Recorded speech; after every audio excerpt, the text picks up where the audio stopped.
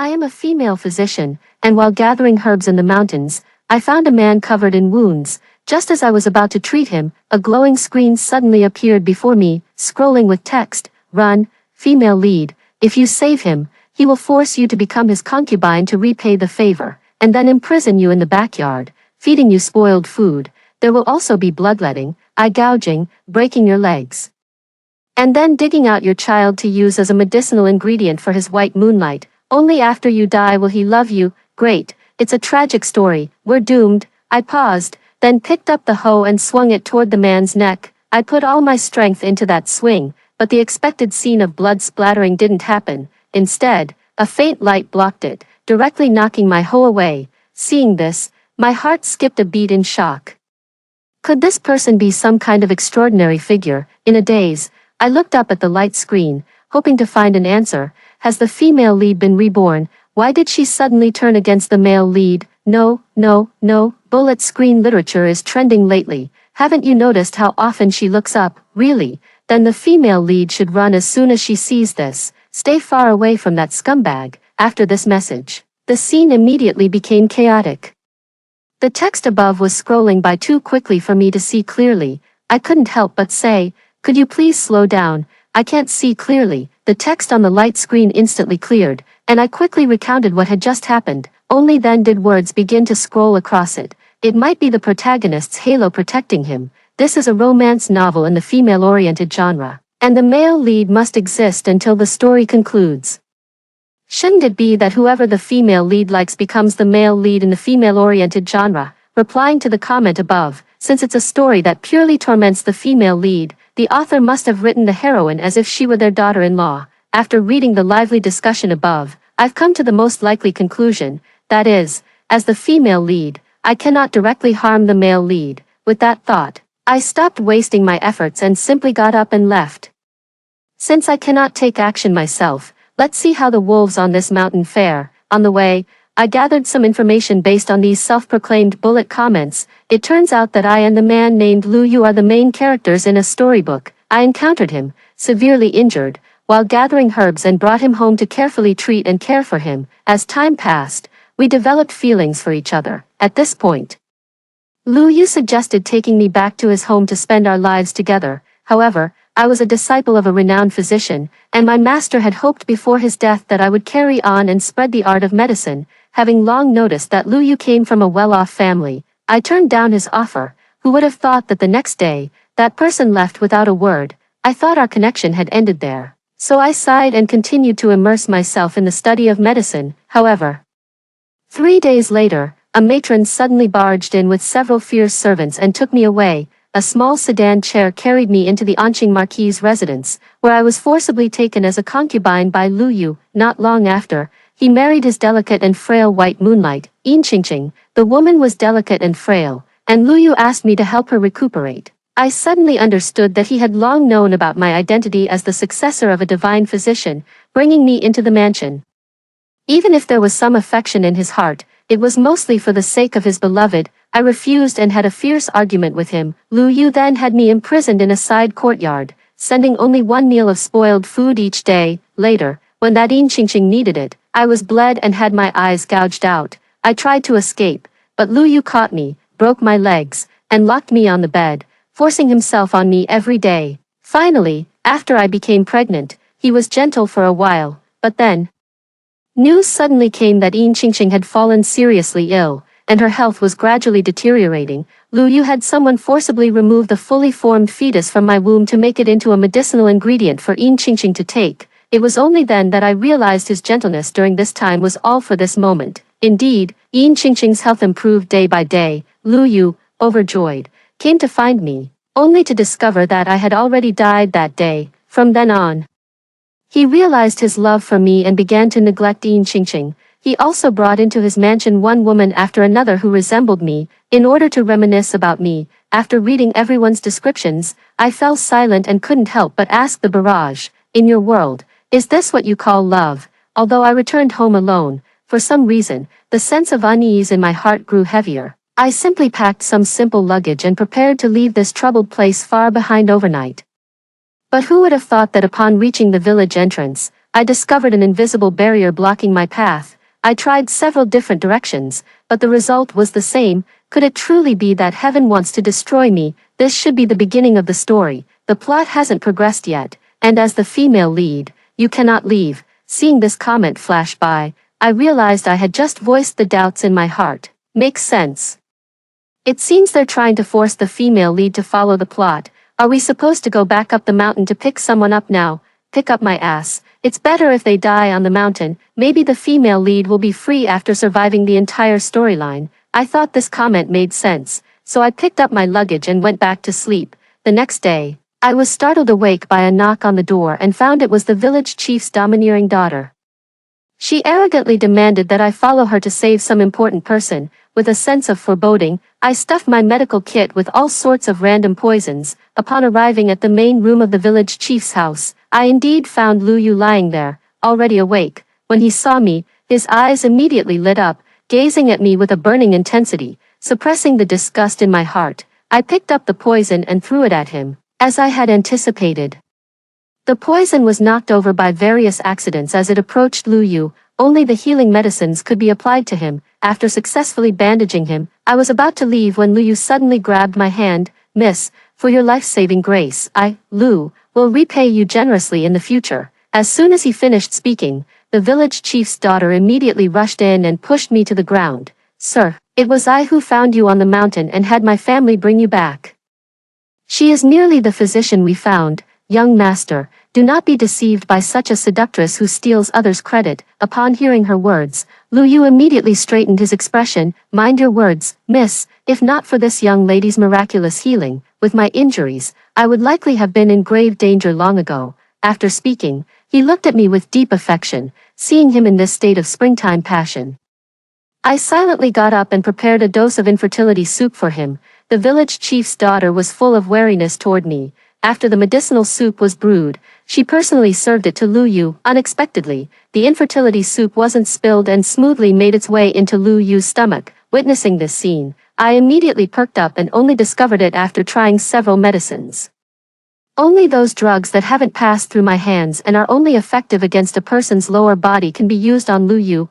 I didn't lose heart and continuously administered the infertility potion to Lu Yu for a long time. After confirming that he would never have offspring in this lifetime, I breathed a sigh of relief for finally avoiding the fatal calamity, perhaps because I didn't treat him properly. The bullet comments said that Lu Yu's recovery took much longer than in the original plot. That day, the village chief's daughter suddenly sneaked over and forced me to give her an aphrodisiac. I understood what she wanted to do, but the barrage comments kept talking about the inertia of the plot. I was afraid this fire would burn me, so I firmly refused her. Who would have thought that in the middle of the night, while I was sound asleep, I suddenly had a strange feeling and opened my eyes. I saw bullet comments scrolling past one by one in front of me. Wake up, female lead. If you don't run now, it'll be too late. The village chief's daughter stole the medicine used for breeding the boar from home and gave it to the male lead. He's heading your way right now. Hurry up, he's regained his martial arts skills now, and you're no match for him. Run from the back door and head up the mountain. Bang, bang, bang. Hearing the knocking at the front yard, I didn't say a word, got up from the bed, and immediately dashed toward the back door. The mountain path at night was hard to walk, but I didn't dare to stop for a moment. I don't know how long I had been running, but I felt a burning pain in my lungs. Just as I was about to run out of energy, I suddenly saw a comment telling me I didn't need to run anymore. This is so different from the original plot. Why is Yin Qingqing coming over in the middle of the night? Sisters, I looked it up. The male lead never went back, but the storyline in the capital has already started. Got it. Yin Qingqing's situation has been exposed. If the male lead, that simp, doesn't go back and take responsibility, she's going to be sent to the mountains to become a nun. Although there were some terms in the bullet comments I hadn't seen before, I roughly understood what they meant. I asked a few more questions and finally learned the truth. It turned out that Yin Qingqing was the legitimate daughter of the Minister of Revenue, who wanted to climb the social ladder by marrying into a powerful family. However, she was discovered by the main consort, who secretly gave her a hard time. The Yin family, fearing that this matter would become public and damage their reputation, planned to secretly send her away. Lu Yu had long been in secret contact with his family, but he stayed behind because he had ulterior motives toward me. Yin Qingqing, unable to wait for Lu Yu, bribed his servant and rushed here overnight. Seeing the barrage comments saying that the two were currently in my room, entangled in passion, I felt a wave of nausea. Taking advantage of the late hour when no one was paying attention, I quietly slipped back to the backyard. After tidying myself up, I shouldered the hoe and medicine basket, packing in the herbs I had dried today. Then, I circled around to the front yard, pretending I had just returned from gathering herbs, and frantically knocked on the village chief's door. "Uncle, come with me quickly. It looks like a thief has broken into my house." My front door lay on the ground, looking as if it had been ransacked by thieves. The village chief called the young men of the village to come to my house, and they heard ambiguous sounds coming from inside the room. As everyone exchanged puzzled glances, the door opened, and an old nanny walked out with a young maid. "Who are you, daring to disturb the rest of a noble guest? Do you know what crime you have committed?" She carried an air of arrogance, and indeed, she managed to intimidate everyone in the courtyard. The crowd began to think of retreating, but only the village chief, who had seen a bit of the world, stepped forward. "Who are you, and why are you breaking into my granddaughter's house at night?" As soon as the words were spoken, the door opened again, and Lu Yu, disheveled, walked out. "You've misunderstood, village chief. My wife was anxious to find me, and it wasn't convenient to settle her elsewhere, so we had to trouble Miss Xiao for a night. Moreover, I have already proposed to you on behalf of Miss Xiao, and upon returning, I will take her as my concubine. In that case, we are essentially staying in our own home. Village chief, don't you agree?" Hearing the veiled threat in Lu Yu's words, the village chief knew better than to argue. "Exactly. Poria's parents have passed away, and as an elder, it is my duty to take care of her lifelong matters." In just a few words between the two of them, they twisted the truth and decided my fate. The village chief and his group came quickly and left just as swiftly. Lu Yu, beaming with pride, walked up to me and said, "Fuling, I've said it before, a life-saving grace should be repaid with one's own body. Originally, with your background, you would only be fit to serve as a chambermaid, but I am willing to grant you the status of a concubine."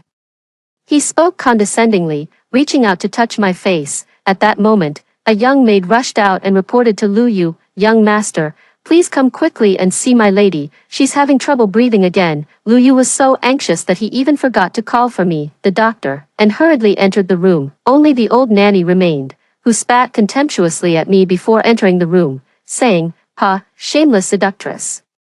I wiped the spit from my face and muttered to myself while looking at the barrage of comments, "Power and influence are truly wonderful things. Brother Lu, to save you, Qingqing is willing to do anything. Even if I have to go home and shave my head to become a nun, I would feel that this life has been without regret. Qingqing, don't worry, once we return this time, we will get married. I won't let you suffer the slightest harm." I sat beneath the window, preparing medicinal herbs, listening to this pair of shameless lovers pouring out their hearts to each other in my room. Perhaps having received a promise, Qingqing soon left her room and came to me. "Sister, I heard that you personally prepare Brother Lu's medicine every day. I'll have to trouble you with it today as well, especially since last night he..." As she spoke, she shyly lowered her head, but her gaze toward me carried a hint of provocation. After Qingqing left, Lu Yu pushed the door open and came straight toward me. "Poria, later on, prepare a bowl of contraceptive soup for Qingqing, the kind that won't harm her body.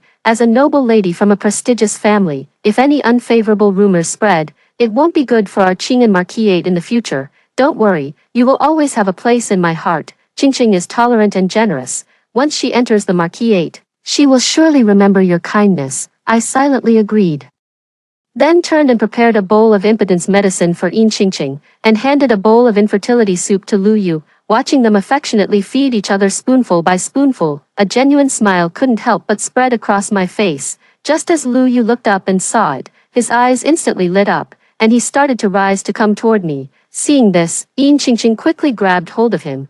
"Brother Lu, it's time for us to head back." At that moment, I walked over and bowed respectfully to the two of them. "I have been passionate about medicine since childhood. May I be allowed to bring some medical books and herbs along for the journey?" Just then, the matron behind Qingqing suddenly spoke up and scolded me. "Look at your shabby appearance. What could the Marquis's household possibly lack that you'd need to bring in such filthy, foul things?" She truly carried herself with the air of the mistress of the Marquis's household. I did not argue back. Instead, I mentioned my master's name. He is a renowned divine physician, known to the world only as having retired into seclusion, yet no one knew he actually lived in this unremarkable small mountain village. As soon as I finished speaking, Lu Yu and Yin Qingqing exchanged a glance. Both of their eyes revealed a hint of surprise. After all, a female doctor who carries the title of a disciple of a divine physician could be of great use in the capital. Lu Yu had Yin Qingqing return to the capital first, as he intended to stay behind to help me pack my belongings. I suspect he was afraid I might try to escape, given how coldly I had treated him before. He was well aware of it. Taking advantage of the situation, Yin Qingqing suggested that I learn some proper etiquette and left her matron behind to stay with me. Several times, the matron tried to use the excuse of teaching me etiquette to strike me with a ruler. But I managed to avoid it each time by hiding behind Lu Yu. The barrage is all advising me not to go to the capital because I'm planning to. Female lead, don't go. In the original plot, when the Marquis family couldn't stop the male lead from marrying Yin Qingqing, they took their anger out on you. That's right, they set rules for you, making you kneel for 3 days without food or water, and when you fainted, they even pricked your fingers with needles.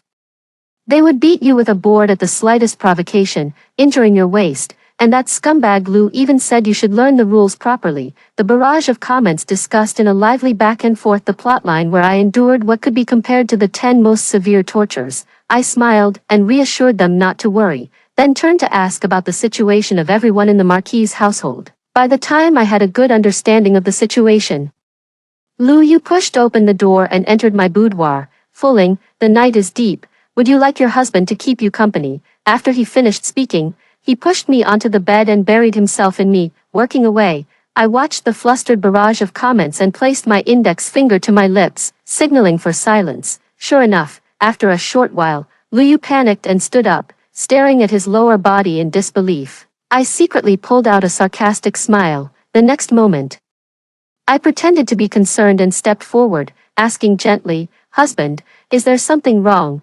After all, this matter was difficult to put into words, and he couldn't bring himself to say it for a moment, but being as understanding as I am, I immediately grabbed his wrist and pretended to take his pulse. After a long while, he finally asked me with a bit of unease, "How is it?" I pretended to hesitate, holding back my words until I saw he couldn't bear it any longer, and then I spoke. "Husband, that day you were given a drug meant for animals, and you indulged in excessive pleasure, which has damaged your very foundation." Seeing his expression as if struck by lightning, I kindly gave him a glimmer of hope. "My lord, please do not be anxious. I will carefully nurse you back to health, and there is still hope for recovery." Upon hearing my words, Lu Yu was stunned for a long moment before gritting his teeth and saying, "That shameless village girl. I will make her family pay the price." I quickly stepped forward, pretending to plead on their behalf. "My lord, after all, uncle's family watched me grow up since childhood. I beg you not to." Seeing me like this, Lu Yu sighed and pulled me into his embrace. "You are just too kind-hearted. Do you know what price they secretly sold you for? Everything that follows is the retribution they deserve. You should not concern yourself with it anymore." How wonderful! No one can live comfortably after selling me. I pretended to be reluctant and buried my face in his embrace. But in my heart, I replied, "Lu Yu, the retribution that your family deserves is also about to come." Unlike the original plot, this time I left home with the family's abundant collection of medicinal herbs and the medical books my master left me. Along with that came my reputation as the disciple of a divine healer. Therefore, when Lu Yu insisted on marrying Yin Qingqing, causing the Marquis of Anqing and his wife to faint in anger, I took the initiative to step forward and administered acupuncture and prepared medicine for the two of them. After taking a dose of the decoction, they felt their minds clear and all their chronic illnesses vanish. They simply thought my medical skills were more advanced than those of the doctors they usually hired. Little did they know, the medicinal soup was indeed the right prescription. But the acupuncture was meant to stimulate one's potential. The clarity of mind the two experienced today came at the cost of exhausting their bodies. In his early years, the Marquis of Anqing served as a general. The Marquis' household had more than one son, but they all perished on the battlefield. Lu Yu was the late-born son of the couple and the only surviving son, so naturally, he had nothing to fear. The two of them, impressed by my exceptional medical skills and gentle disposition, refrained from venting their anger on me for the moment. I took the initiative to introduce the identity of the nanny beside me, offering them a convenient target for their frustration. Upon hearing her background, the Marquis's wife immediately assigned her to clean the latrines, perhaps accustomed to being overbearing around Yin Qingqing. The nanny immediately retorted without hesitation, "Madam, this old servant is not a member of your household. My young lady is still waiting for me to attend to her, so I'm afraid I cannot comply." The Marchioness was so furious that she smashed her teacup. "Go and deliver a message to Lady Yin. Our household cannot afford a daughter-in-law with such overreaching hands." After the person had left, the Marquis of Anqing suddenly looked at me and said to the Marchioness, "Once you enter the Marquis's household, you must learn the rules properly to avoid being criticized when you go out. Please put in more effort, madam." With that, he strode away. I heard that the Marquis of Anqing has a beautiful concubine, and ever since I cured his health, he couldn't help but seek her out every day. The Marchioness watched his departing figure, her expression gradually darkening, then pointing at me, she said to the nanny beside her, "The Marquis makes a good point. Let Zhao first kneel outside the ancestral hall for 3 days to properly listen to the teachings of our ancestors. The inertia of the plot is truly terrifying, but fortunately, I have a backup plan." I knelt until evening, when Lu Yushuan, who had been fooling around with Yin Qingqing outside all day, came over, fooling. "What's going on? You know I can't miss my daily medicinal meals, don't you? If the treatment is delayed and something goes wrong with my health, can you bear the responsibility for this mistake?" He seemed blind, unable to see that I was being watched and forced to kneel here. The matron in charge of watching me was a loyal servant. Upon hearing Lu Yu's words, she immediately inquired with concern, how could such a matter be spoken of openly? Lu Yu's evasive words raised suspicions. The nanny immediately reported it to the lady of the Marquis. The lady of the Marquis said nothing and had me released to continue serving Lu Yu. The next day, as soon as Lu Yu left, she had me seized and brought before her. "Wretched slave, since my son returned, he has been staying with you every single day. Confess what filthy tricks you used." With that, she gave me no chance to reply and ordered someone to bring needles to prick my fingers. I had no intention of enduring such torment, so I immediately crawled forward on my knees and knelt at the feet of the Marquis's wife, begging for mercy. "Madam, please see clearly, I dare not deceive you. But this matter concerns the reputation of the heir." I hadn't finished speaking, just gestured with my eyes to the people around us. The Marquise didn't take me seriously at all, directly dismissed everyone, and signaled for me to speak. I immediately explained that Lu Yu had been drugged, then entangled by Yin Qingqing in excessive indulgence, which led to his impotence. Of course, I couldn't help but embellish the story and distance myself from it. After hearing this, the Marchioness was so furious that she slammed the table, causing the maids to rush in to check on her. But she couldn't care less about anything else and angrily cursed, "That shameless woman, with her own lack of restraint, has brought my son to this point. Don't even think about stepping into the doors of my Marquis' estate, with the help of my silver coins." These words spread throughout the capital that very day, as if they had grown wings. The lady of the house investigated who had leaked the news, but she never suspected me. After all, I was just an ignorant village girl. In the end, she could only sell off a few young maids. Just as everyone thought Yin Qingqing's life was over, the Anqing Marquis' household suddenly sent someone to propose marriage. There was no other reason. It was only because Lu Yu had sent word that Yin Qingqing was pregnant. Considering Lu Yu's physical condition, the matter of having an heir is currently of utmost importance. The Marquis of Anqing and his wife had no choice but to reluctantly accept this marriage, though the betrothal gifts appeared rather unimpressive. Perhaps out of dissatisfaction, Yin Qingqing sent someone to inform Lu Yu that her old illness had relapsed. The heart's blood of a young maiden is needed as a medicinal catalyst, and it would be more effective if the maiden has been in frequent contact with medicinal herbs.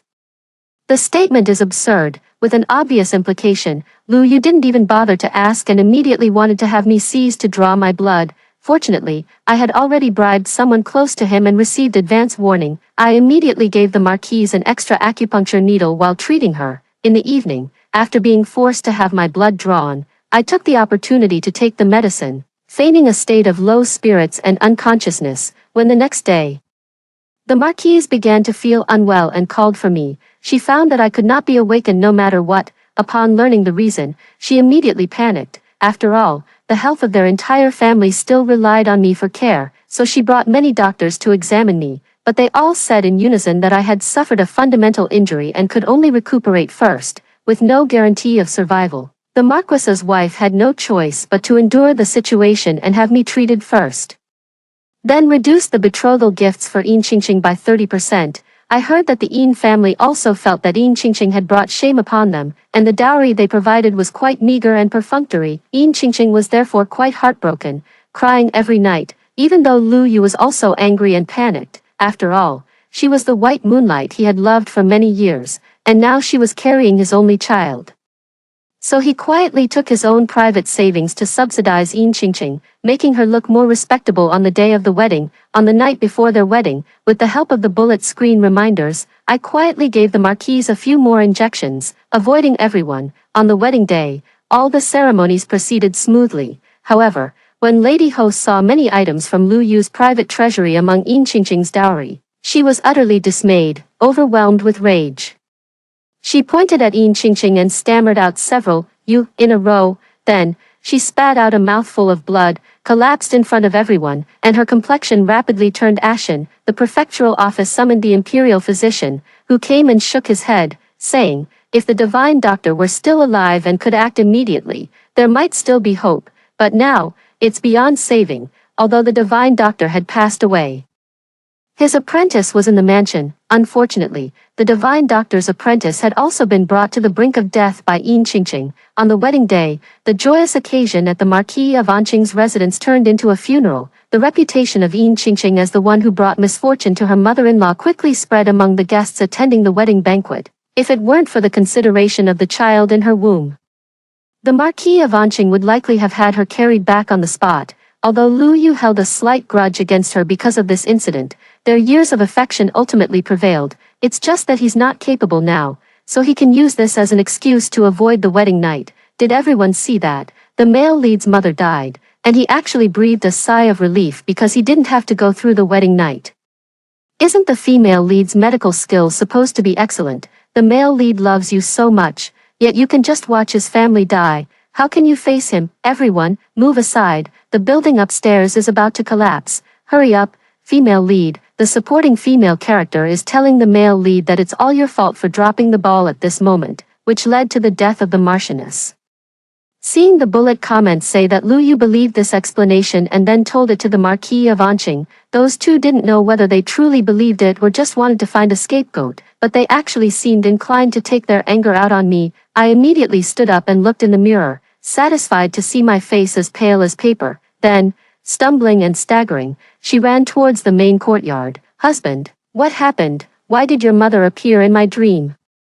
Saying she was angered to death, and asking me to take good care of you. Upon hearing my words, Lu Yu stepped forward and tightly grabbed my arm. Was it really mother? Did mother appear in your dream? With tears in my eyes, I nodded, then pretended to know nothing and asked him what had happened. In front of so many servants, I didn't believe they would have the nerve to pin the death of the Marquise on me. Lu Yu seemed to be brought back to his longing for his mother by my words. Murmuring a few times, "Mother, she's gone." After saying this, he burst into tears, and all the servants in the courtyard followed suit, crying along with him. I stole a glance at Yin Qingqing out of the corner of my eye and saw her expression filled with panic. After looking left and right, she suddenly clutched her stomach and collapsed to the ground. The sound of crying was interrupted by this commotion, and the Marquis of Anqing, who had remained silent all along, stared deeply at Yin Qingqing. Someone, take the young mistress away to rest and nurture the pregnancy.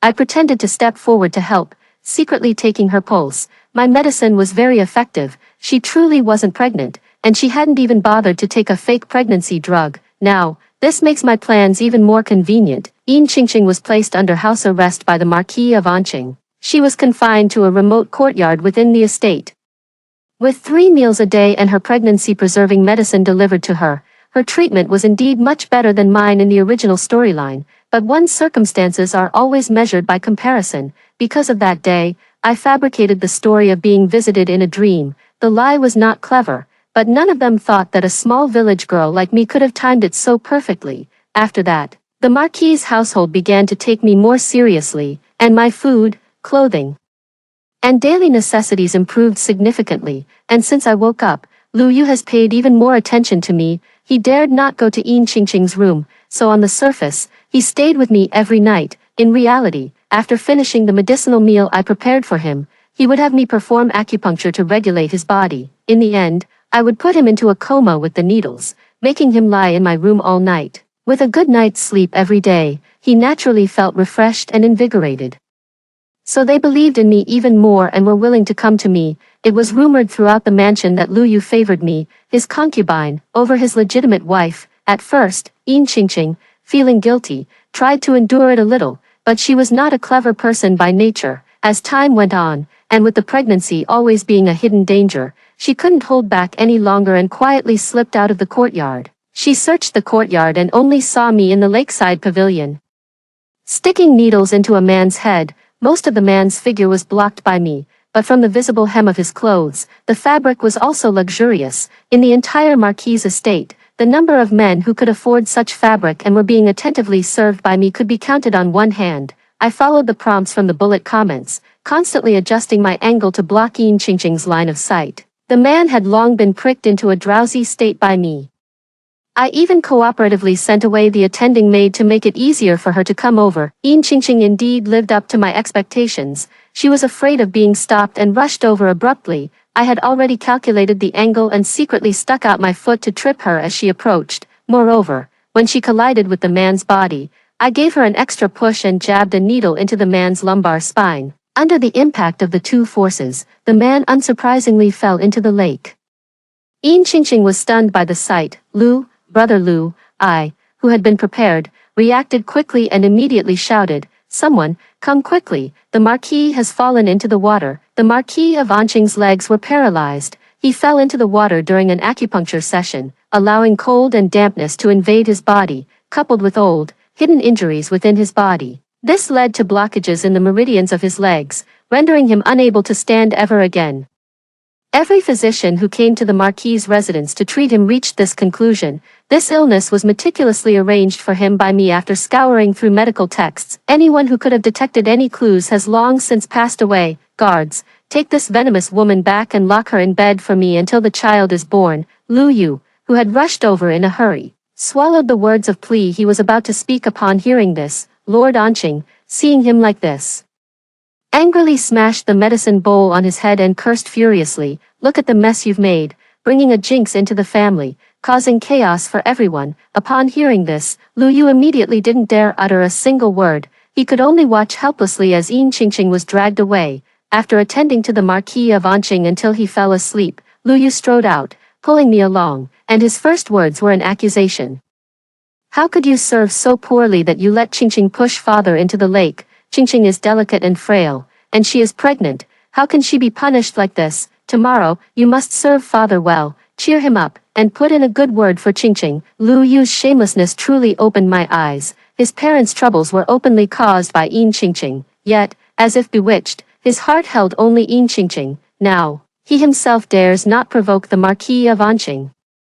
Yet he wants me to plead for Yin Qingqing, but I said nothing, pretending to be obedient and agreeing. Just the next day, the rumor that Yin Qingqing was a harbinger of misfortune began to spread again in the estate. It was said that the Marquis of Anqing was so furious that he smashed several more bowls, even going so far as to say things like, "Keep the child but get rid of the mother." Later that evening, these words reached Yin Qingqing's ears, perhaps because her life was under threat. Yin Qingqing grew even more restless. Lu Yu had just left the mansion when her people arrived at my courtyard. It was still her personal nanny, who, upon seeing me, had several maids restrain me. Sooner or later, the rear courtyard of the Marquis' estate will be under our young mistress's control. If you know what's good for you, you'll obey. After a long spiel, she finally began hinting that I should give her the aphrodisiac. How could I possibly hand over this leverage? I immediately refused sternly, then intentionally or unintentionally glanced toward a medicine chest. The matron noticed my movement, stepped forward to open the medicine chest, and took away all the bottles and jars inside. Perhaps they were afraid I would ruin their master's plans. Before leaving, they had me tied up, then gagged me with a cloth and threw me into the room. Ha ha ha. I have to say this supporting female character is quite clever. Knowing to have someone bring a few dogs for experiments. Report, the supporting female character has found the bottle of medicine you prepared for her. Seeing the supporting female character holding the medicine and unable to put it down, I'm reminded of that saying, looking at it over and over, completely satisfied. Seeing the barrage start to joke around, I felt relieved. When Lu Yu returned in the evening, I heard his voice and quickly made a show of causing a bit of commotion, but soon Yin Qingqing's people came and invited him away. The barrage gave me real-time updates on the situation over there. Yin Qingqing quietly placed the medicine in the soup she had made. Lu Yu, unsuspecting, ate it and immediately felt a surge of blood rushing downward. The joy of losing and regaining something overwhelmed his mind, causing him to unconsciously ignore all the signs that something was amiss. He directly embraced Yin Qingqing, and the sparks of passion ignited between them. "Hey, what's going on? I'm a distinguished VIP. Why won't it let me watch here? You must really be starving. Have something good to eat. Come over, I'll lend you a few titles. Upstairs, lend me one and let's talk. +1, the barrage is starting to say things I can't understand again, but it still looks quite interesting, until they said Lu Yu fell on Yin Qingqing and didn't move. Although what Yin Qingqing took was a potent and dangerous drug that drains the body. But if used with some restraint, Lu Yu would at most become a sickly person, but he would still be alive. It's only because she was too guilty and wanted to get pregnant quickly. By the time the Marquis of Anqing sent someone to fetch me, Lu Yu had already stopped breathing. His own son died from such a disgraceful illness as a stroke on horseback, and he was furious. This horse says the medicine was given by you, you wicked commoner with a cruel heart. My son took pity on your loneliness and brought you into the mansion, and this is how you repay him. Since my son has been killed by you today, you too shall go serve him in the underworld." With that, he ordered his men to seize us, giving me no chance to argue. "Father-in-law, my lord, have mercy, I am still carrying brother Lu's child." Yin Qingqing's cry brought Marquis Anqing back to his senses, and his expression softened. The servant, seeing his expression, immediately released Yin Qingqing. After gaining her freedom, she looked at me triumphantly. "Marquis, it was she who bewitched your daughter-in-law, leading to this grave mistake. Let her pay with her life for brother Lu. As the master of this household, how could Lord Anqing possibly fail to uncover the truth of the matter? After all, when his men arrived, I was tied up on the ground, unable to move.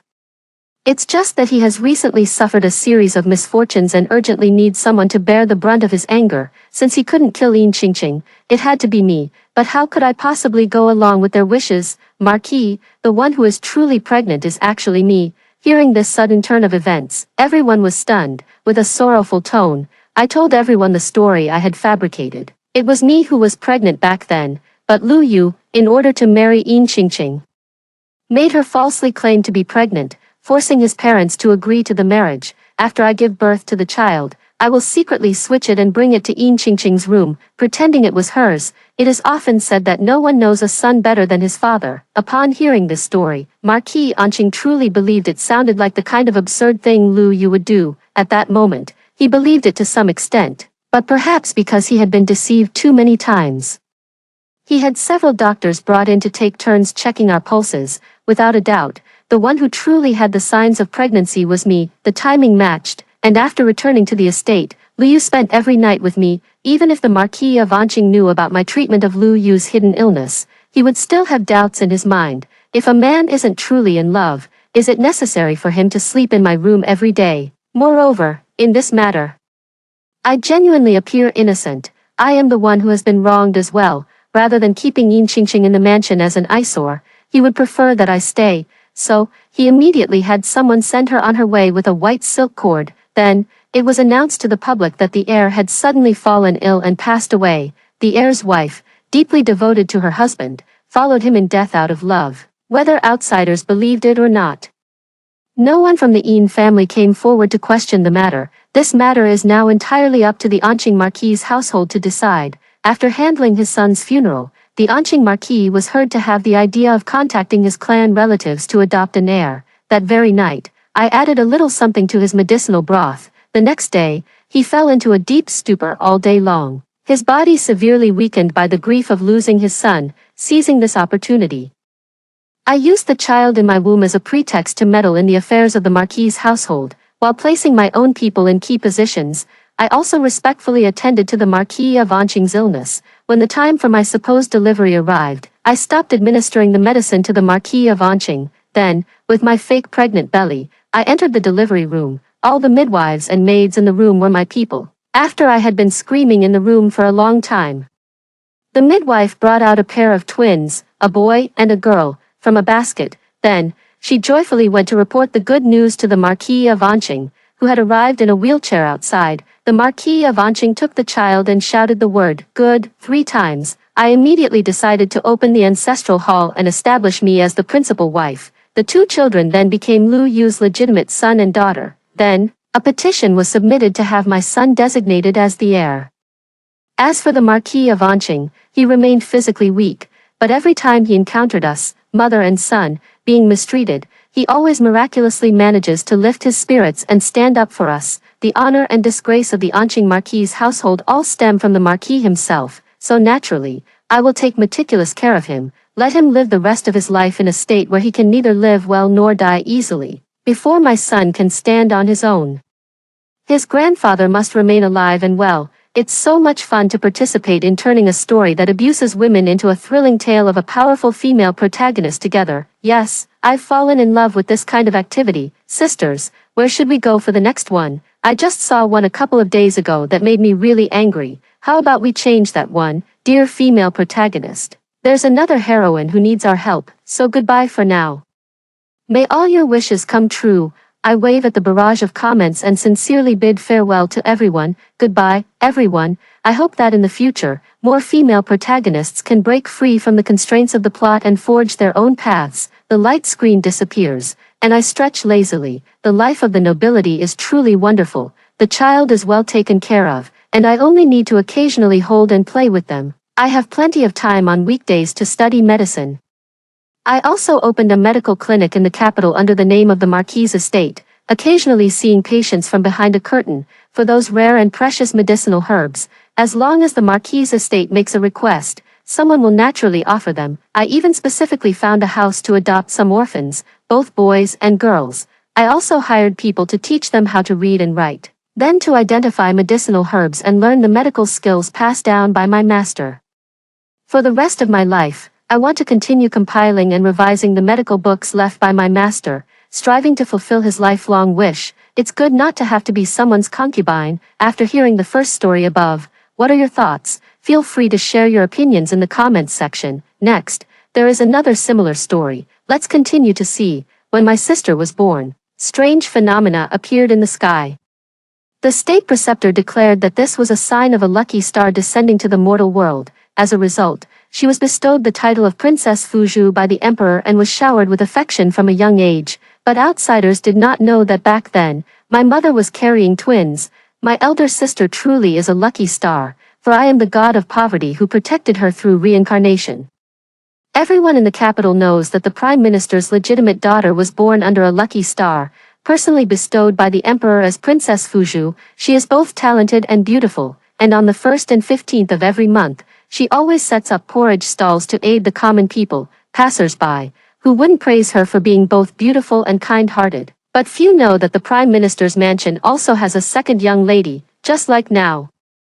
I stand together with my elder sister in the main hall. She wears a light-colored snow satin brocade dress, embroidered with golden and silver threads forming phoenix butterflies, her hair adorned with a jade hairpin and tasseled hairpins, exuding the demeanor of a refined young lady from a noble family. Meanwhile, I stood by, dressed in the simple cloth garments of an ordinary commoner, with 2 small flowers casually tucked into my twin buns. My fair, translucent face showed no trace of a wealthy young lady. If not for the face identical to my elder sister's, one would hardly believe we were twin sisters. Oh, and my face is slightly rounder than hers. It wasn't that my parents were biased or favored one over the other. It was simply because I was born with a poor fate, allergic to wealth and luxury. When I was young, my father personally crafted 2 longevity locks for the 2 of us. The moment I put on the shiny golden treasure, I began to run a high fever that wouldn't subside. Wrapped in the same brocade swaddling clothes, my elder sister slept comfortably,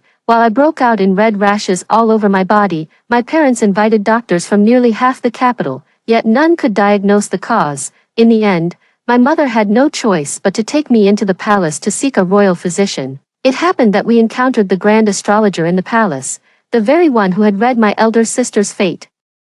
He only glanced at me casually before telling my mother that I was born with a lowly fate, unfit for great wealth and honor, and should not wear gold, silver, or jade. He even enthusiastically suggested that my mother give me a humble nickname that would be easy to raise. Ergo, upon hearing this, I immediately burst into loud wails in my mother's arms. Stinky old immortal. Don't think I don't recognize you just because you're wearing a mortal shell. Did you really think I didn't see that mischievous grin on your face? In my previous life, I was the god of poverty in the heavens, famously poor to the point of having nothing but the sound of clinking coins. Most mortals are utilitarian, and no one was willing to make offerings to me. As a result, I could only occasionally visit the god of wealth's mansion to secretly share in some incense offerings, just to sustain my nearly dissipating cultivation. After a few such visits, I was eventually discovered. To be fair, the god of wealth was kind-hearted. He went out of his way to seek a good assignment for me from the heavenly emperor, delivering the pearl of fortune to the mortal world for reincarnation. I was just holding the little fortune pearl and sending it into the reincarnation pool. She would be reborn in the mortal world to bring blessings to all living beings. And I could also share in some of the merits. Who would have thought that as soon as I placed the fortune pearl into the pool, I got into a fight with the big red bird and was kicked into the pool by him. When the little fortune pearl was born, the sky was filled with radiant light, and birds sang in chorus. At the same time, news of victory arrived from the border. The state diviner made a calculation and declared that this girl was a lucky star descended to earth, destined to bring good fortune to Great Xia. As for me, I was born a full hour later as the little fortune pearl's twin sister. By then, the sky had already darkened, let alone any auspicious signs. Actually, I secretly think the mortal emperor is a bit stingy too. He already conferred the title of princess on my sister, so why not give me one as well? Xiao Bao, Shen Xiao Bao, did you hear what I said? The suddenly raised female voice snapped me out of my memories. Seeing my mother's angry expression, I quickly nodded. I heard. Then repeat it for me. What did I just tell you? I guiltily glanced at my mother sitting in the main hall, then paced over and quietly hid behind my sister. My sister patted my shoulder and said gently, "Mother, I'm here, I'll keep an eye on her, so you can rest assured." As for why my mother was so worried, it was all because my sister and I were going to attend a banquet at the princess's mansion today. For many years, because I suffered from poverty, my parents feared that I would be mocked by other young ladies for wearing coarse cloth and simple clothes. If word got out about the gold, silver, and jade allergy, I feared it might be exploited by those with ill intentions. So, they simply kept me at home, away from all those varied banquets. This is why very few people know that the Prime Minister's residence has a second daughter. The current situation is a perfect example. A woman in a vibrant red dress stood before me, blocking my path. "Shen Yunyao, what trick are you playing today, dressed like this? Has the Prime Minister's mansion fallen so low? Heaven and earth bear witness. Though the fabric of my dress is ordinary, my parents specially sought out an exceptionally skilled embroiderer to adorn my clothes with intricate patterns." Slightly displeased, I frowned and said, "I am Shen Ziyi, Shen Yunyao's younger sister." She looked at me up and down in surprise, her expression gradually turning peculiar. "A peculiar person."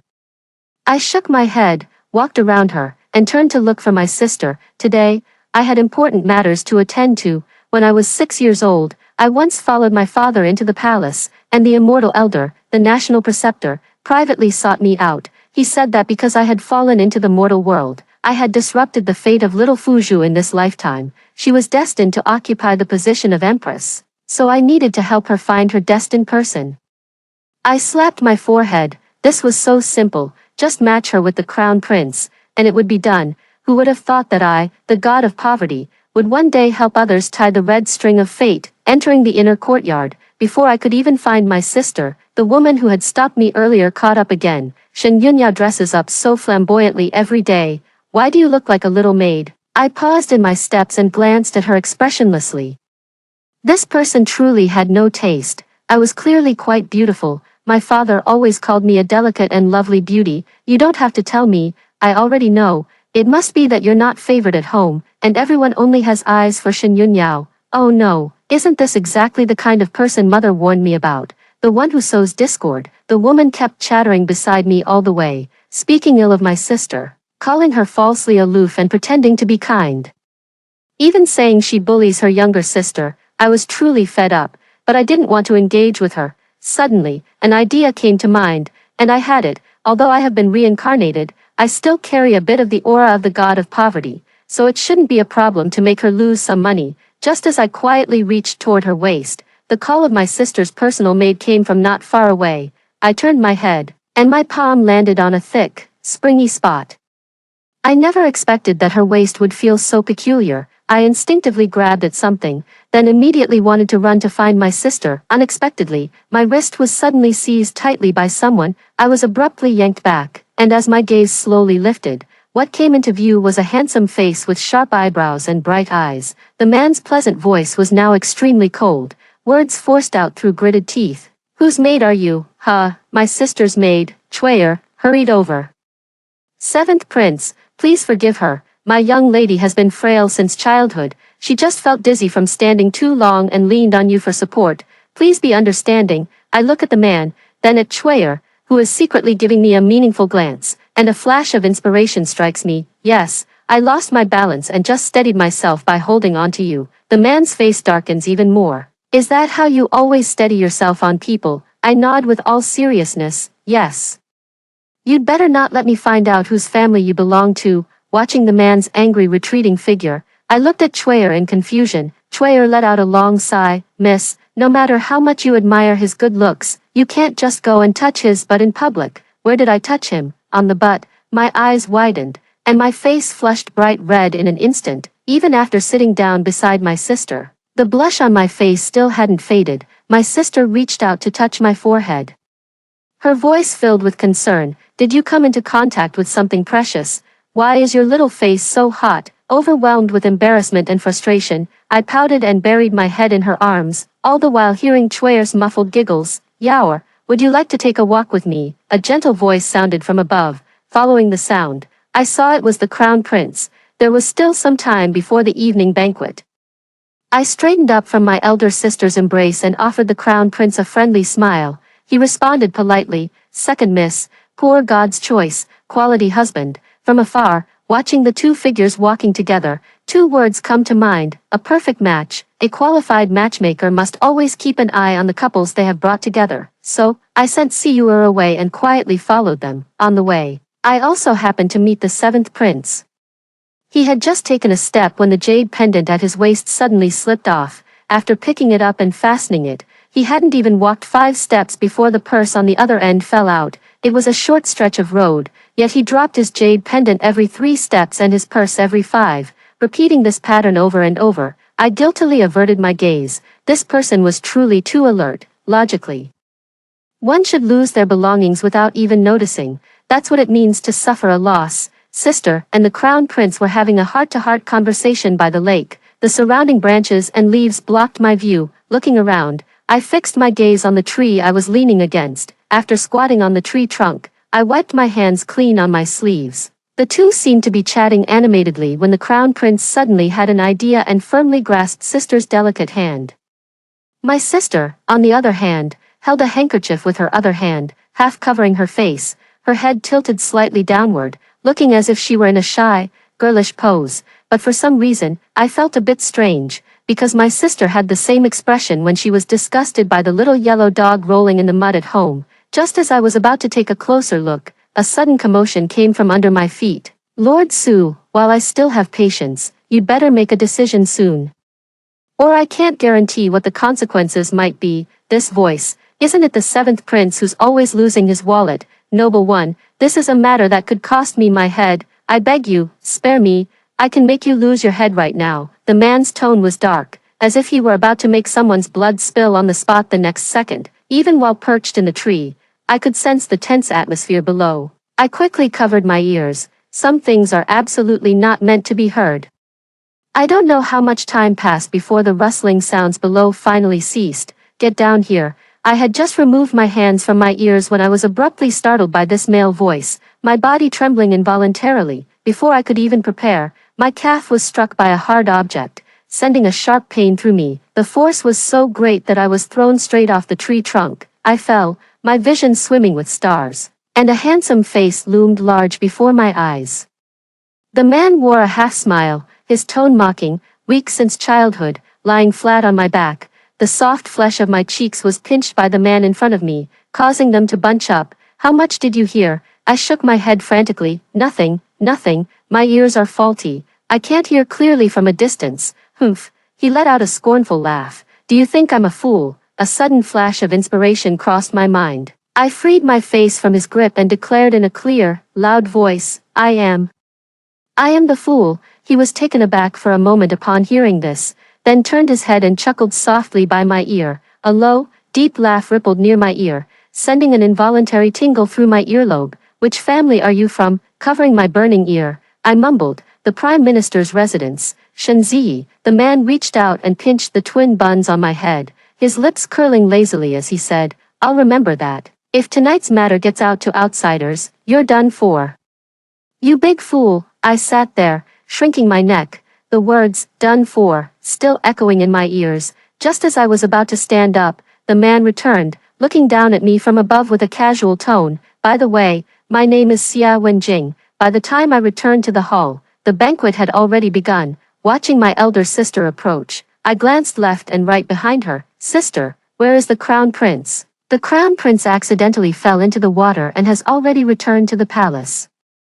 I wasn't sure if it was my imagination, but a flicker of inexplicable delight crossed my sister's expression. The talented scholars and beautiful ladies at the banquet recited poetry and composed verses. After watching for a while, I lost interest and lowered my head to sample each of the delicacies on the table one by one. Someone squeezed in beside me, and I instinctively shifted inward to make room. How can you eat everything? You look like you've never seen the world before. Does the Prime Minister's residence not only skimp on your clothes and jewelry but also withhold food from you? As soon as I heard the voice, I recognized who it was. Looking up, sure enough, it was them. My parents treat me quite well. Would you like some? The woman looked at the chestnut cake I offered with disdain, then brought over a plate of pink milk jelly crystal fruits from her own table, their edges shimmering with gold.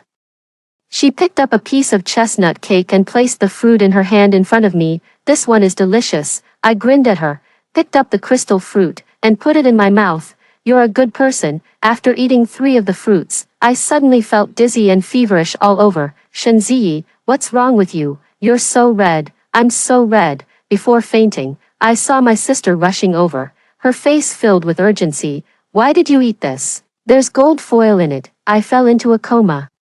My consciousness gradually sinking, and entered a desolate palace. A woman sat in the palace, her disheveled hair streaked with strands of white, her clothing thin and worn. It evoked an inexplicable sense of sorrow in the heart. Thick smoke billowed into the hall. Seeing the woman still unresponsive, I couldn't help but shout at her, there's a fire, run. The woman suddenly turned her head. Her face, with its hollow eyes and despondent expression, was Shen Yunyao, sister.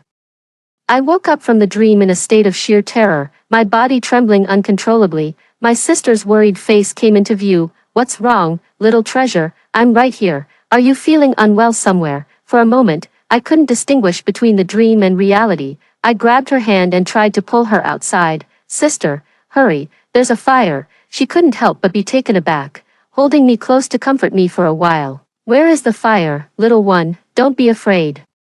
Did you have a nightmare? Was it a dream? Yet the sense of reality in that scene was so heart-pounding that it left me trembling with fear afterward. After hearing my retelling, my sister smiled and gently stroked my back, saying, I won't let such a thing happen. There was an unusual firmness in her tone. The woman in red at the banquet was the daughter of the general's mansion, Xia Jiadong, feeling guilty about the fruit incident. She came to visit the next day upon hearing that I had woken up. Accompanying her was His Highness the Crown Prince. The Crown Prince instructed his guards to set down the gifts they had brought and inquired gently, Are you feeling better? Second miss, these are some nourishing items I brought for you. I look at the man before me, growing more and more satisfied with what I see, and smile like a doting mother. Thank you, Your Highness the Crown Prince. My sister is in the courtyard. I'll have someone call her over. Unexpectedly, the man's expression changes, a hint of fluster in his voice as he stammers, and no, there's no need for such trouble. I came to see you, still needing to be so shy and cover it up. It seems he gets along quite well with my sister. I waved my hand grandly, pointing at the maid. It's fine, my sister's courtyard isn't far, let her take you there. I was too busy being happy, having completed the task of finding Xiao Fuju's destined person, and didn't notice the barely concealed disappointment on the Crown Prince's face as he left. Xia Jiadong, standing nearby, took everything in and winked at me. I thought you were a fool, but it turns out you have some tricks up your sleeve. It seems the position of Crown Princess might not be Shen Yunyao's for the taking after all. I was greatly shocked. Who who wants to take my sister's position. She glanced at me several times with an unclear meaning. Wonderful, truly wonderful. After saying that, she gave me a knowing smile, leaving only me, utterly confused. But it didn't take long for me to understand, because the Crown Prince personally came to me, still with that gentle and refined demeanor. But the words he spoke were rather impolite. I have feelings for you. At that moment, my confusion materialized on my face, as if a storm had swept through my mind, shattering all my thoughts. After a long silence, I slowly uttered, instinctively, I took 2 steps back, widening the distance between us. Once I steadied myself, I asked, didn't you and my sister have feelings for each other? He seemed taken aback that my first question would be about this. The hand he had intended to reach out to me awkwardly dropped, and a conflicted expression appeared on his face.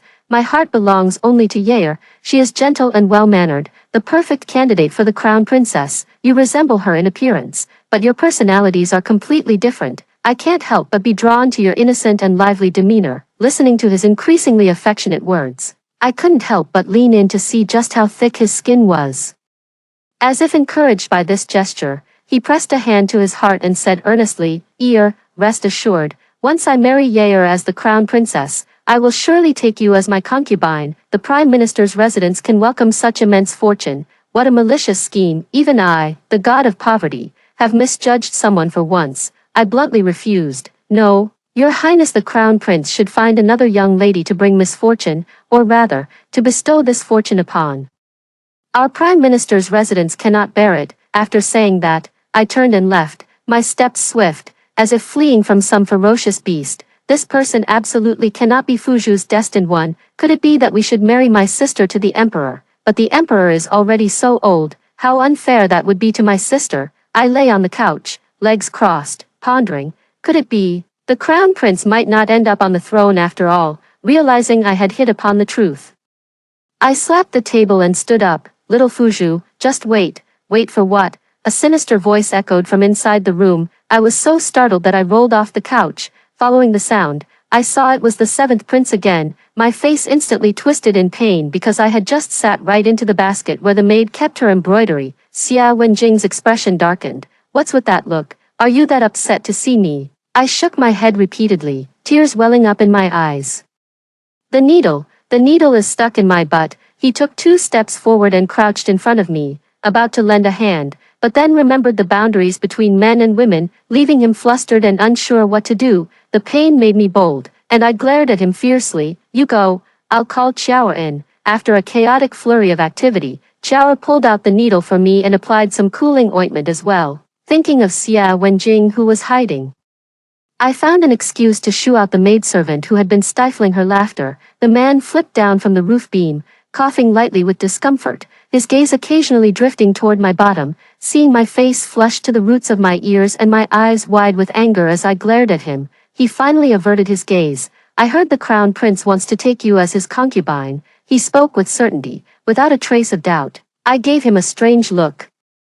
His information was so well informed. Why are you looking at me? Becoming the Crown Prince's concubine is such a great thing. Speaking of which, I feel quite frustrated. I had bet on the wrong horse for years, and to think I had even spoken well of the Crown Prince in front of my sister from time to time. I shot him a glare. If you like him so much, you can go be his concubine. Xia Wenjing sat on the edge of the bed, reached out to pinch the flesh on one side of my cheek, and raised an eyebrow slightly. It seems your courage has grown quite a bit in the few days I haven't seen you. Suddenly remembering that my life was in his hands, I quickly backed down. He seemed quite pleased, letting out a light chuckle. My dear Crown Prince brother would certainly enjoy the blessing of having 2 women serve one husband. But if you really married him, what if the events of that night were to leak out someday? I won't marry. Absolutely not.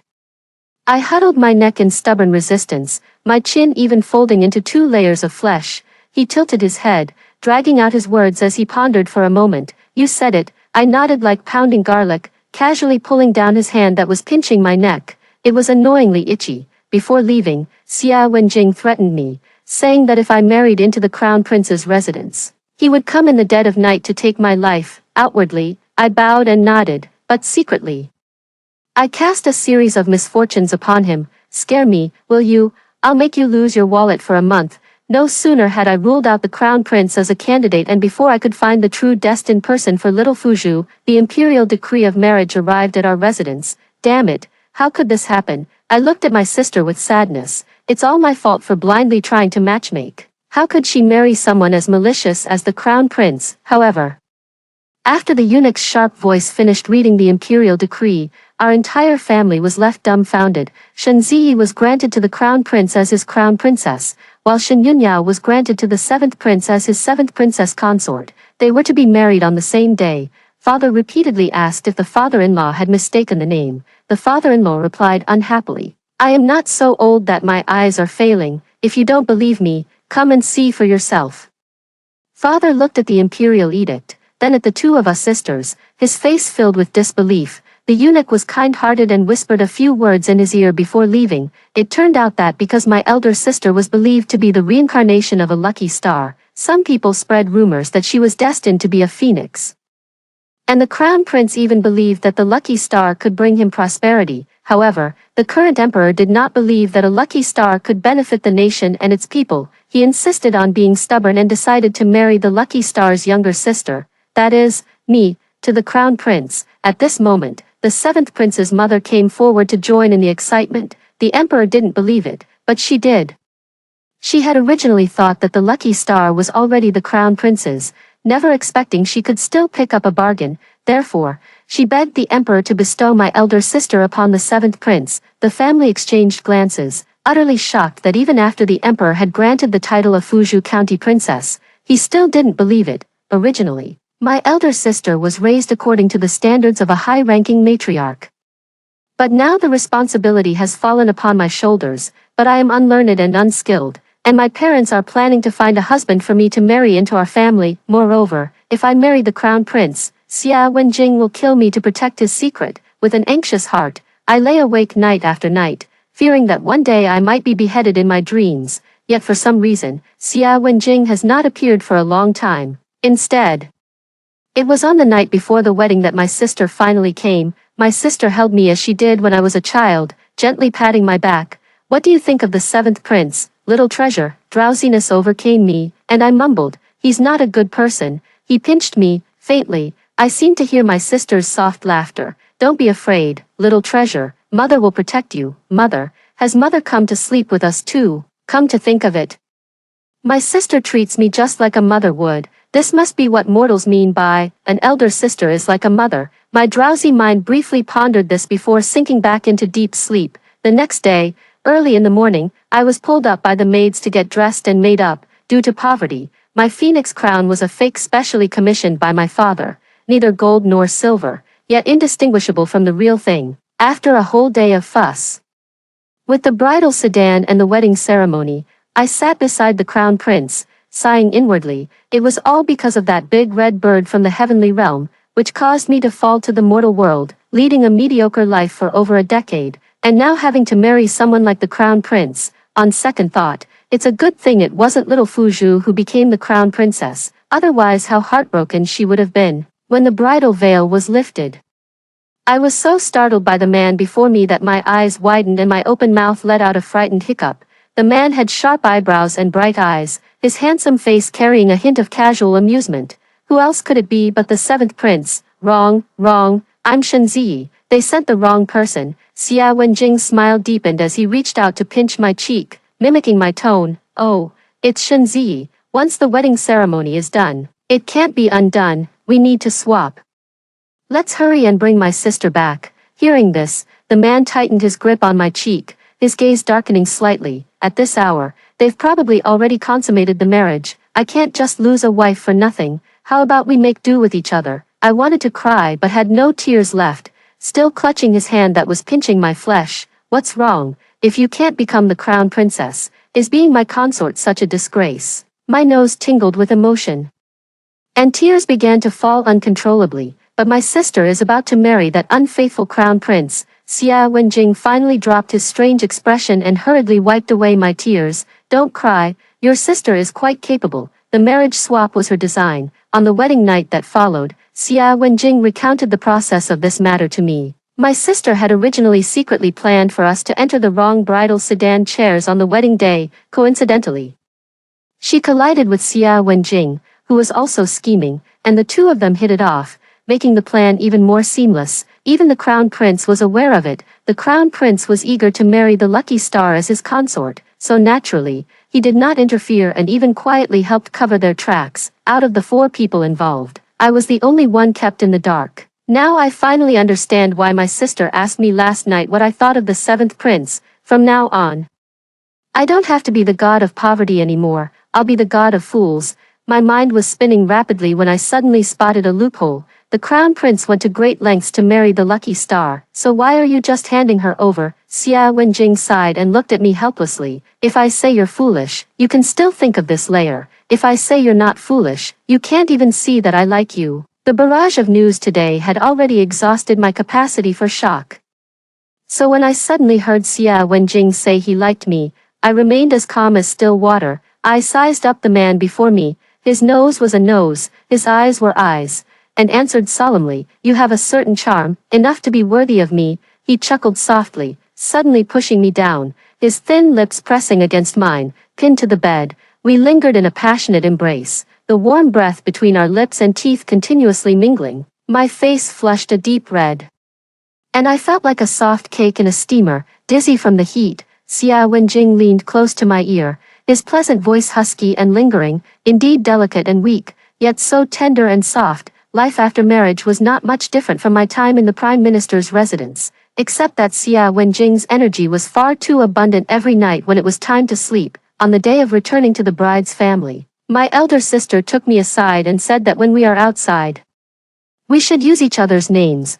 Although she didn't expect me to be exactly like her in every way, it would be safer to act with caution. I felt this matter was somewhat challenging, but fortunately, the 7th prince seemed to have poor social connections, and there weren't many banquet invitations to worry about. Instead, I was worried for my elder sister. As for the crown prince's intention for the 2 of us to serve the same husband, I relayed his words to my elder sister that very day.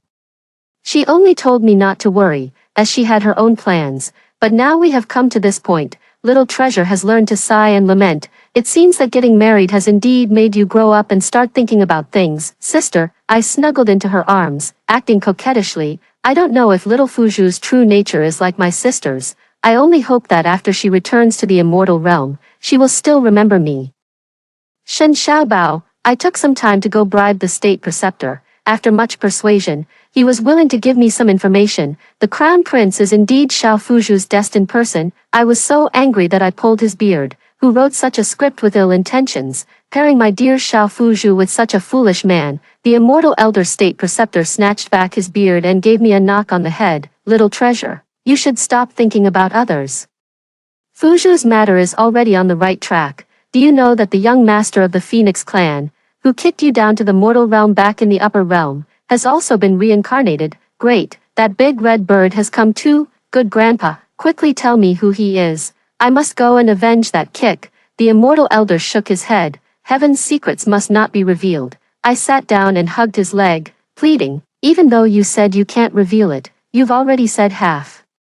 Why not finish? I won't say it. Go quickly. Your husband has come to pick you up. Reluctantly, I walked out of the mysterious tower, where Xia Wenjing was already waiting at the entrance. With him was the little yellow dog I wanted to raise. The little yellow dog, drooling, insisted on nuzzling up to the man's feet, and Xia Wenjing skillfully kicked it away with one foot. The force was just right, enough to send it tumbling softly a couple of times before it happily stuck to him again.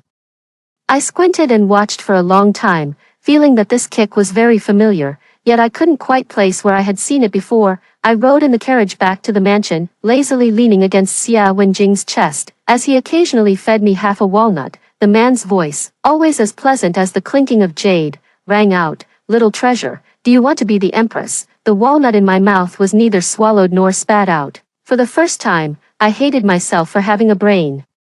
I never expected that, despite his idleness all day, he was actually thinking about seizing the throne, but the position of empress was reserved for little Fuju, so the emperor must still be the crown prince. I decided to try to persuade him after all. How sad it would be if all his efforts ended up in vain. I don't really want to. Do you want to be the emperor? Xia Wenjing was not at all surprised by my answer. He pinched my slightly chubbier cheek and said, "It's just average."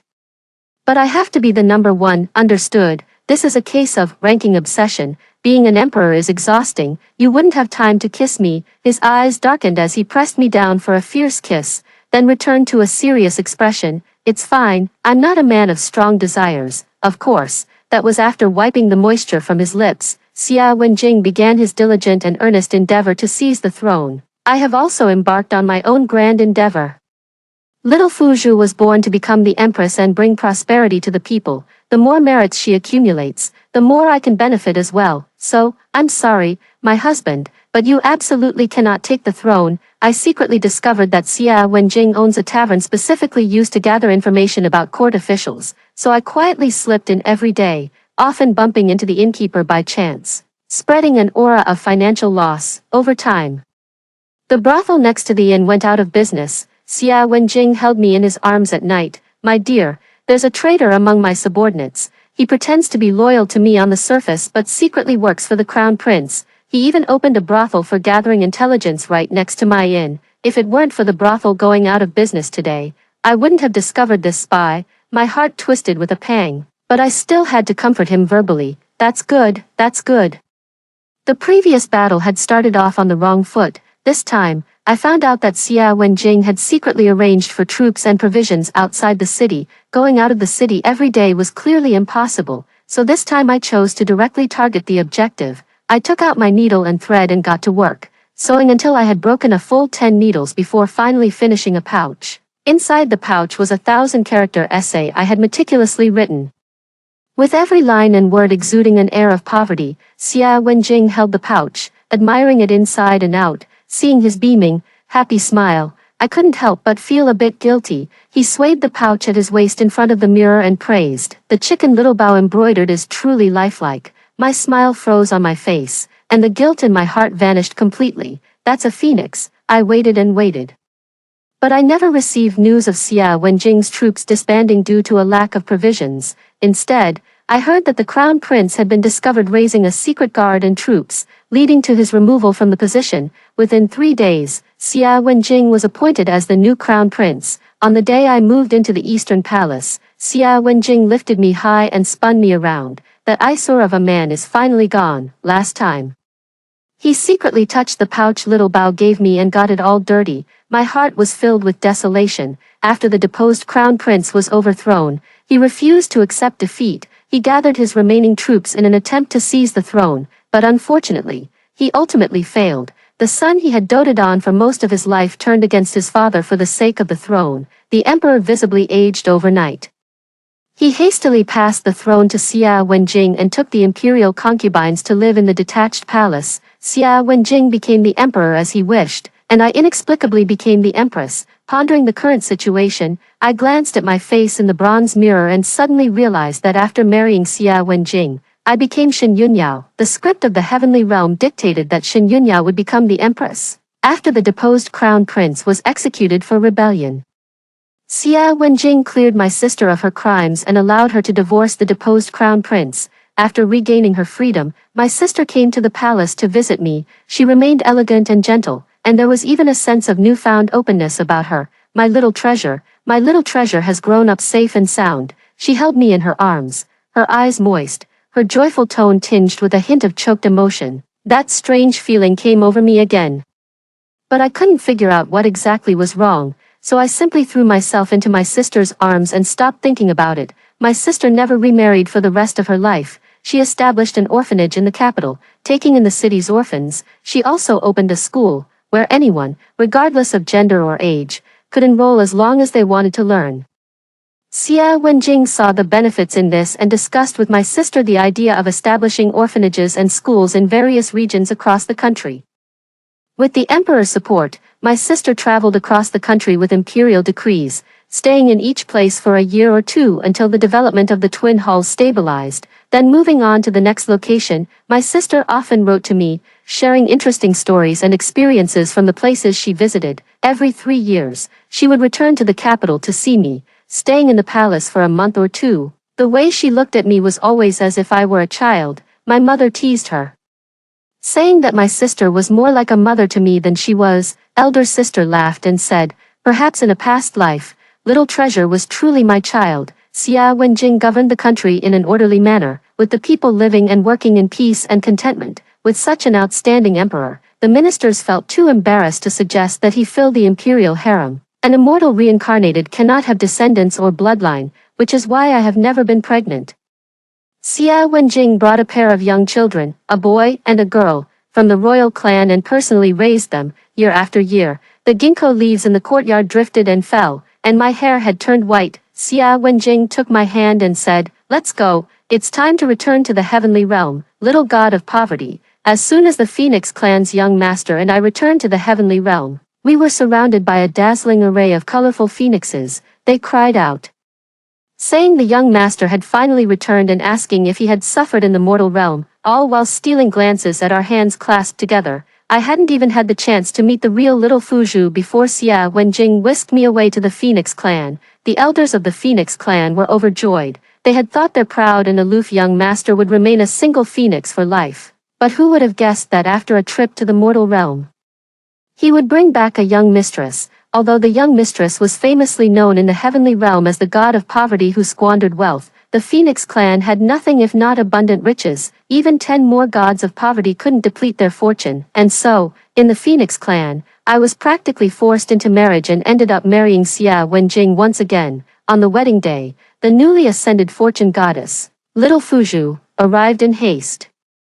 With a wave of her jade-like hand, an aura of auspiciousness instantly enveloped the entire mountain of the Phoenix clan.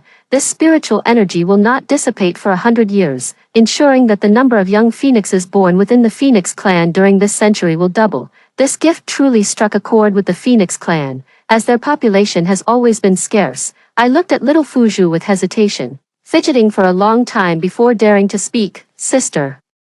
She affectionately patted my head. "Little treasure, call me mother." Xia Wenjing pulled me back, a slight smile curling at the corner of his lips. "The tribulation has ended. Please, god of fortune, maintain your dignity." Fuzhou also didn't hold back. "Since you think the matters of the mortal world don't count, why did you still hold on to my little treasure and marry her? Little treasure, come home with me." Xia Wenjing also looked at me with anticipation. "Little treasure, who will you choose?"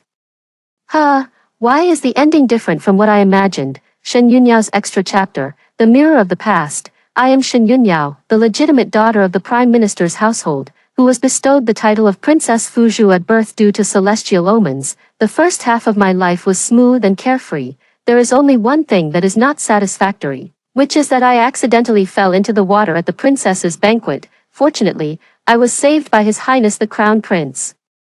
But as a result, I was betrothed to him and hastily married into the Eastern Palace. His Highness the Crown Prince was gentle and considerate, and after our marriage, we treated each other with respect. However, after the Crown Prince ascended the throne and I was made Empress, he began to neglect me. More and more concubines in the harem gained favor, and my position as Empress felt like an empty title. In the 3rd year of becoming the Empress, the Prime Minister's residence was raided, and my parents died in prison. The Emperor discarded his tools after use. Once he had secured his own position, he could no longer tolerate his ministers wielding too much power. For the first time, I lost my composure and rushed to the imperial study to confront him. He said, "I married you only because you were the reincarnation of a lucky star. Now that I have ascended the throne, I no longer need you. Your fall into the water back then was my design, otherwise my father might not have married you to Zhen. Your father holds too much prestige among the civil officials and, not knowing his place, constantly restricts me in every matter." By restricting him, he was referring to my father's memorial urging him to halt the construction of the palace. I am imprisoned in the Xiaohua Palace. I caressed the child in my womb. I had originally planned to share this joyful news with him, but now it seems unnecessary. The fetus in my belly grows day by day. I have given her a pet name, calling her Little Treasure. In my spare time, I sing lullabies to soothe her or read a few poems. She has always been obedient, and when she hears the nursery rhymes, she gently responds to me in my belly. I both long for her to come into this world and dread her having to face its ugliness. Unfortunately, my inner conflict was in vain, as a fire broke out in Xiaohua Hall, devouring everything, including my unborn child in my womb. I was reborn.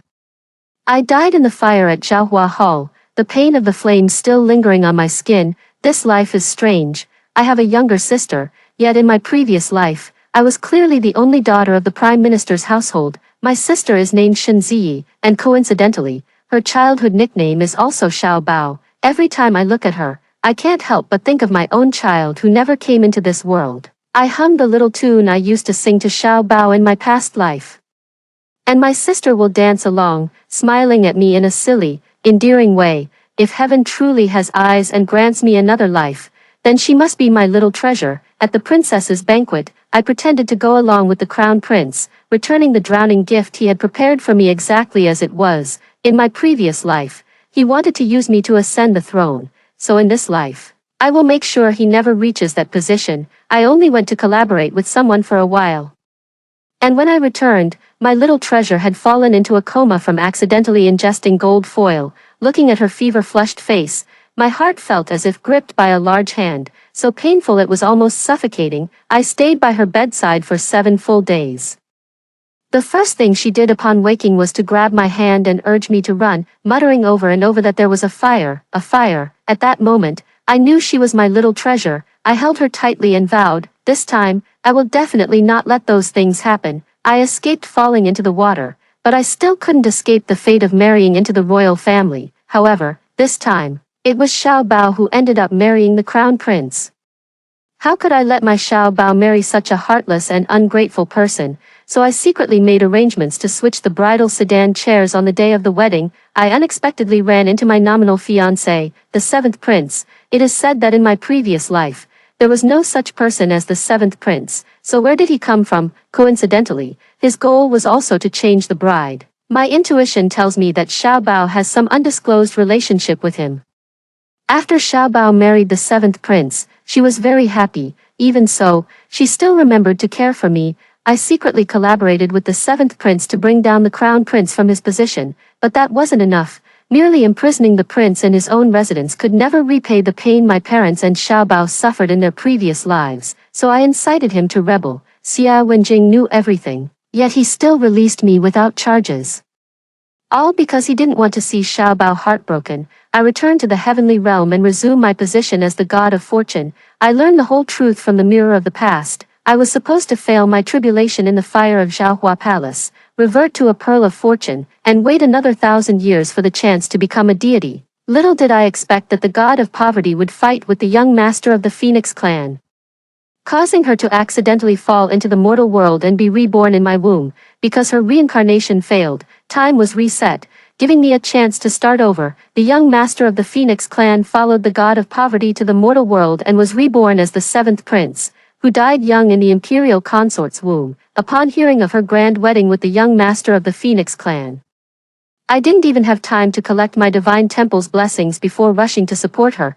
Watching her embrace her beloved, warmth filled my heart. May my little treasure be forever free from worries. After hearing the 2 stories above, what are your thoughts? Feel free to share your opinions in the comments section. Looking forward to hearing from you. If you liked this story, don't forget to like it, share it, and subscribe to my channel. See you next time.